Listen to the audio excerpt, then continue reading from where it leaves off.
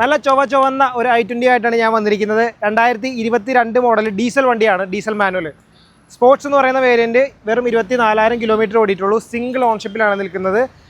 ആക്സിഡൻറ്റോ റീപ്ലേസ്മെൻറ്റോ വെള്ളം കയറിയതോ അല്ലാത്തതായതുകൊണ്ടാണ് നമ്മൾ ഇല്ല എന്ന് പറയുന്നത്. ഉണ്ടെങ്കിൽ നമ്മൾ ഉണ്ടെന്ന് പറയും. ഇന്റീരിയർ സൈഡിലേക്ക് വരുമ്പോഴും എല്ലാം സ്റ്റോക്ക് കണ്ടീഷൻ തന്നെയാണ്. അത്യാവശ്യം ഫീച്ചേഴ്സ് എല്ലാം വരുന്നുണ്ട്. Steering controls, photo power window, അങ്ങനെയുള്ള ഫീച്ചേഴ്സ് എല്ലാം തന്നെ വരുന്ന വണ്ടിയാണ്, സ്പോർട്സ് വേരിയൻ്റ് ആയതുകൊണ്ട് തന്നെ. അപ്പോൾ ബാക്ക് സൈഡ് നോക്കുമ്പോൾ അവിടെയും നല്ല നീറ്റായിട്ട് തന്നെയാണ് കിടക്കുന്നത്. ബാക്കിൽ റിയർ AC വെൻ്റ് ഉണ്ട്, ചാർജിങ് സ്ലോട്ട്, അങ്ങനെയുള്ള ഫീച്ചേഴ്സൊക്കെ ബാക്കിൽ വരുന്നുണ്ട്. ബാക്ക് സൈഡിൽ നോക്കുമ്പോഴും കുഴപ്പമൊന്നുമില്ല. ഇവിടെ ചെറിയൊരു പൊട്ടലുണ്ട്, വേറെ പ്രശ്നമൊന്നുമില്ല കേട്ടോ.